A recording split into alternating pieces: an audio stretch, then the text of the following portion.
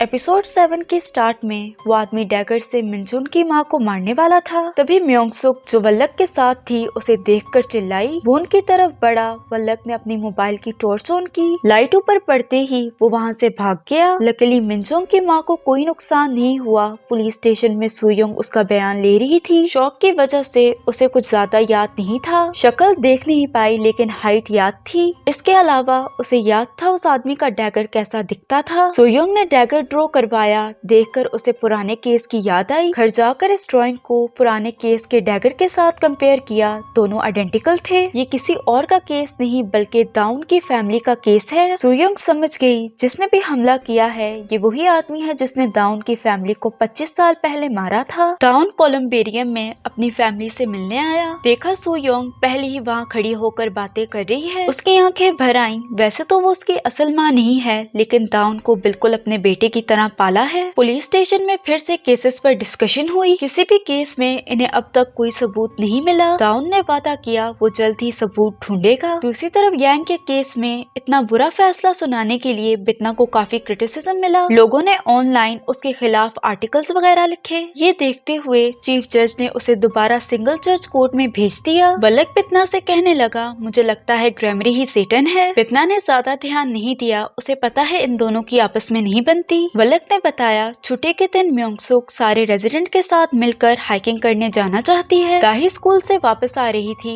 तभी कुछ लड़कियों ने उसे पकड़कर उससे पैसे मांगना शुरू कर दिए। दोनों उसे परेशान करने लगी। बितना ने मैदान में कूदकर दोनों को सबक सिखाया। नेक्स्ट सीन में ये सारी पुलिस स्टेशन में थी। तीनों लड़कियों के पेरेंट्स को बुलाया गया। दाही सुयोंग की बेटी है। बाकी दो माएं अपनी बेटियों की तरह घमंडी थी। पता चला बितना ने उन पर हाथ उठाया है तो वो उससे लड़ने लगी। पुलिस वाले ने बताया बितना जज है तो दोनों का गुस्सा झाग की तरह बैठ गया। बितना कोई लीगल एक्शन ना ले अब जाकर उन्होंने अपनी बेटियों को डांटा। दाही को उन लड़कियों ने हवांगचुन विला वाली साइड पर तंग किया था। वो वहाँ दाउन से मिलने आई थी। सुयोंग ने कहा वो दोबारा उस एरिया में ना जाए। दाही फिर भी जिद करने लगी। सुयोंग ने उस पर गुस्सा किया जिससे वो अपनी माँ से नाराज होकर चली गई। दाउन उसके पीछे गया। दाही की मदद करने के लिए सुयोंग ने बितना का शुक्रिया अदा किया। मीजा ने दाउन को अपने घर बुलाया। उसे पता था उसके मन में सवाल है। दाउन ने बताया बितना डीमन है वो उसे एक दफा मार चुकी है तो क्या जो उन्होंने कहा था वो सच है। मीजा ने कहा ये तय है अगर तुम दोनों साथ हुए तो तुम में से एक मारा जाएगा लेकिन उसके जिंदा रहने की भी चांसेस हैं। यही सच है। फर्दर उसने ये बताया वो दाउन के पेरेंट्स को जानती थी। वो गरीब थे और दाउन से काफी मोहब्बत करते थे। दाउन ने पूछा आप मेरे पेरेंट्स को कैसे जानती हैं? मीजा ने कहा काफी साल पहले किसी ने उससे मदद मांगी। हर हाल में वो दाउन को प्रोटेक्ट करे। उसने फिर दाउन को यहाँ से दूर जाने का बोला। अगर वो फिर भी रुकना चाहता है तो फैसला उसका अपना है। दाउन के जाने के बाद मीजा ने खुद को शीशे में देखा। वो जवान लड़का दिखाई दे रही थी। फ्लैट की तरफ बढ़ते हुए दाउन की मुलाकात बितना से हुई। इनमें फिर से थोड़ी सी कोल्ड बातें हुई जहाँ उसे पता चला हाइकिंग के लिए दाउन भी जाएगा। बितना ने कहा तुम जाओगे तो मैं नहीं जाने वाली। वो दाउन से इसलिए नाराज थी क्योंकि उसने कू की मौत का इल्जाम भी बितना पर लगाया। अभी मना किया पर जब हाइकिंग का दिन आया तब वो वहाँ पहुँच आई। सारे एंजॉय कर रहे थे। दाउन बितना के पास आया। दाही को बचाने के लिए उसका शुक्रिया अदा किया और बताया वो उसकी असली फैमिली नहीं है और झूठ बोलते हुए कहा जब मैं 10 साल का था तब मेरी फैमिली कार क्रैश में मारी गई। बितना ने कहा तुमने बताया था तुमने 3 लोगों का मर्डर किया। दाउन ने कहा मेरे माँ बाप और भाई मेरी वजह से मारे गए तो मैं कातिल हुआ। बितना ने कहा मुझे यकीन है इसमें तुम्हारी गलती नहीं है। तुमने किसी का मर्डर नहीं किया। अगर किया होता तो अभी तुम जहन्नम में बैठे होते। हाइकिंग के बाद सारे मिलकर लंच कर रहे थे।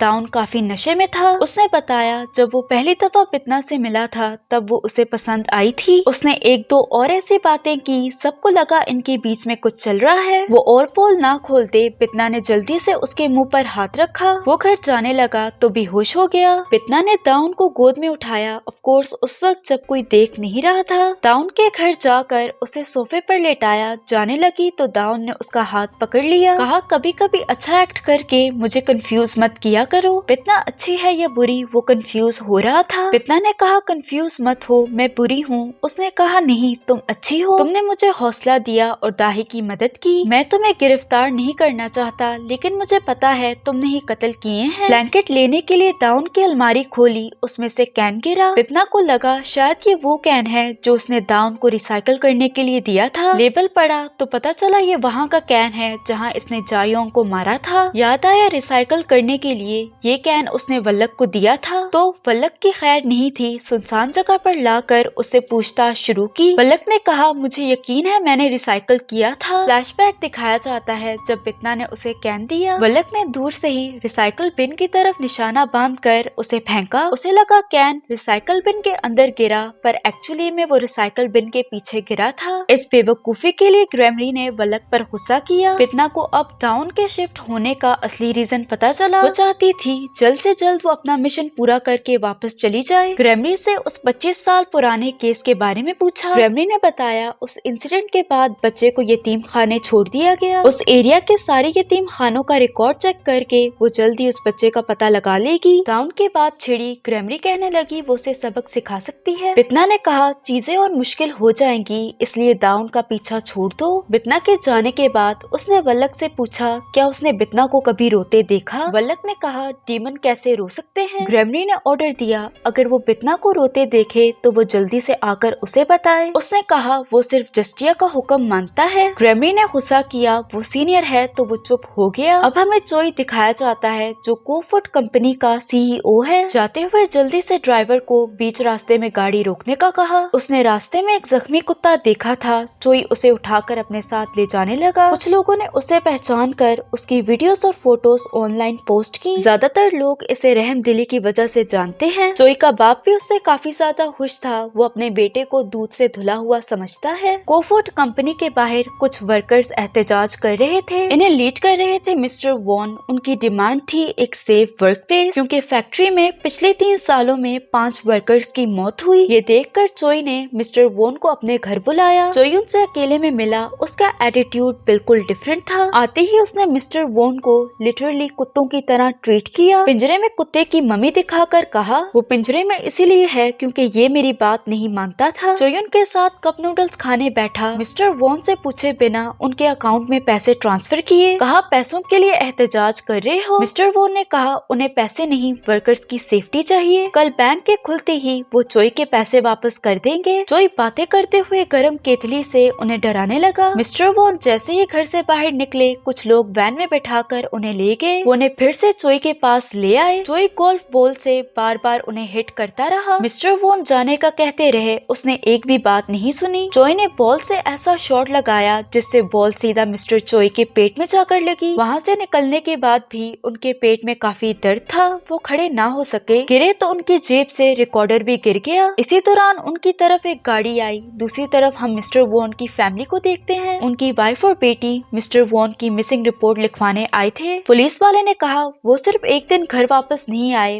वो एक बड़े आदमी है, इसलिए उन्हें मिसिंग नहीं कह सकते। 2-3 दिन बाद भी वापस ना आए तब आकर रिपोर्ट लिखवाना। वो टूटे दिल के साथ वापस आई। तभी उनकी मुलाकात हेल्थ स्वीपर से हुई। बाकी डीमंस की तरह भेस बदल कर वो इस दुनिया में भी सफाई का काम करते हैं। वो मिस्टर वॉन और उनकी फैमिली को जानते थे। पुलिस के साथ होने वाली सारी बात बताई। ये सुनकर हेल्थ स्वीपर को काफी दुख हुआ, क्योंकि मिस्टर वॉन काफी अच्छे इंसान थे। उन्होंने बितना से मदद मांगी। बितना ने मिस्टर वॉन का नाम शीशे पर लिखा। मिस्टर वॉन फांसी पर लटके थे। किसी ने देखकर पुलिस को कॉल की। बितना अपने कलीग्स के साथ थी। इन दोनों को लगता है इसका और डाउन का चक्कर चल रहा है। ये दोनों तो हमेशा उसकी लव लाइफ में इंटरेस्टेड रहते हैं। न्यूज में मिस्टर वॉन के बारे में बताया गया। सीसीटीवी कैमरा से पता चला उन्हें किडनैप किया गया था। आखिरी दफा वो चोई से मिले थे। पुलिस स्टेशन में चोई को क्वेश्चनिंग के लिए बुलाया गया। चोई की वजह से मीडिया इस केस में काफी ज्यादा इंटरेस्टेड थी। खुद को अच्छा दिखाने के लिए कहा पुलिस की इन्वेस्टिगेशन में वो पूरी मदद करेगा। क्वेश्चनिंग के दौरान चोई के वकीलों ने मिस्टर वॉन पर इल्जाम लगाया यही कि मिस्टर वॉन ने बेचारे चोई को धमकाकर अपने अकाउंट में पैसे ट्रांसफर करवाए। डाउन ने जब किडनैपिंग का सवाल किया तो चोई ने कहा ये उसने नहीं करवाई। डाउन ने मिस्टर वॉन का रिकॉर्डर दिखाया जो पुलिस को चोई के गोल्फ प्रैक्टिस के करीब मिला। रिकॉर्डर में सेफ रिकॉर्डिंग सुनाई। गोल्फ प्रैक्टिस में जो कुछ भी हुआ सारी आवाजें उसके अंदर रिकॉर्ड थी।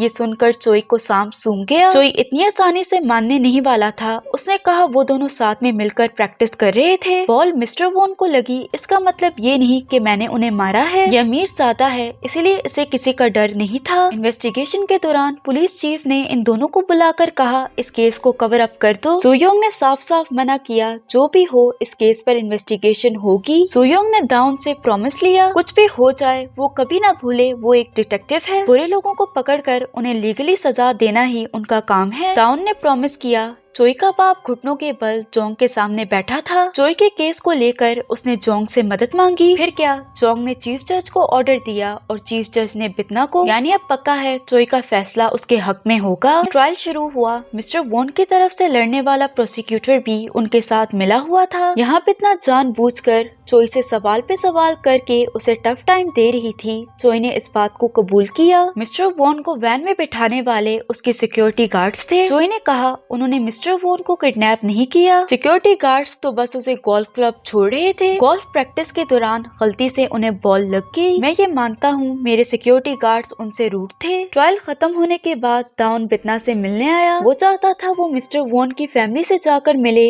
उन्हें नहीं लगता मिस्टर वॉन ने सुसाइड की है। बितना ने कहा मेरे पास टाइम नहीं। ये देखकर दाउन ने उससे रिक्वेस्ट की वो डीमन है, किसी तरह पता लगाए उन्होंने सुसाइड की या नहीं। लकीली बितना ने बात मान ली। मुर्दा घर में उसने मिस्टर वॉन के माथे पर हाथ रखा। मरने से पहले मिस्टर वॉन के साथ क्या क्या हुआ उसे सब दिखाई दिया। जब मिस्टर वॉन के पास गाड़ी आई, उस गाड़ी में सिक्योरिटी गार्ड्स थे। मिस्टर वॉन को जंगल में ले जाकर जबरदस्ती फंदे पर लटकाया। सब कुछ देखने के बाद उसने दाउन से झूठ बोला ये सुसाइड थी। रात को सुयोंग पार्क के साथ मिलकर हवांगचुन विला वाली साइड पर नजर रख रही थी। पार्क को भूख लगी। सुयोंग ने उसे खाना लाने भेज दिया। सुयोंग ने म्योंगसुक को देखा और कहा रात काफी है, उसे अकेले बाहर नहीं आना चाहिए। म्योंगसुक ने कहा वो सेफ है क्योंकि उसके हाथ में होली बाइबल है। उसके जाने के बाद सुयोंग फिर से इंतजार करने लगी। तभी उसी आदमी को देखा जिसने मिनजोंग की माँ पर हमला किया था। सुयोंग थोड़ी नीचे हुई। वो गाड़ी के पास से गुजरा। नोट किया उसकी जेब में वैसा ही डैगर था जैसा मिनजोंग की माँ ने ड्रॉ किया था। उसने जल्दी से पार्क को कॉल की। फोन नहीं लगा क्योंकि पार्क अपनी गर्लफ्रेंड से बात करने में लगा है। डंडा लेकर सुयोंग उसके पीछे भागी। उस आदमी ने डैगर से उस पर हमला किया। दोनों में फाइट के बाद चेज शुरू हुआ। भागते हुए किलर को रास्ता बंद मिला। सुयोंग ने गन तानी और कहा 25 साल मैंने तुम्हारा इंतजार किया। बितना और दाउन घर वापस आने लगे। रास्ते में मुलाकात पार्क से हुई। पार्क ने बताया वो सुयोंग के साथ यहाँ आया था। देखा सुयोंग गाड़ी से गायब थी। तभी दूर से गोली की आवाज आई। पार्क और दाउन दोनों उसे ढूंढने के लिए भागे। गलियों में ढूंढते हुए दाउन को नीचे गिरा सुयोंग का डंडा मिला। थोड़ा आगे जाते ही जमीन पर खून पड़ा दिखाई दिया। तभी बितना भी वहाँ आ गई। सुयोंग के लिए दाउन की फिक्र बढ़ने लगी। इसी के साथ वीडियो एंड हो जाती है। अगर आपको वीडियो पसंद आई तो लाइक शेयर और सब्सक्राइब करते जाना। मिलते हैं अगली वीडियो में।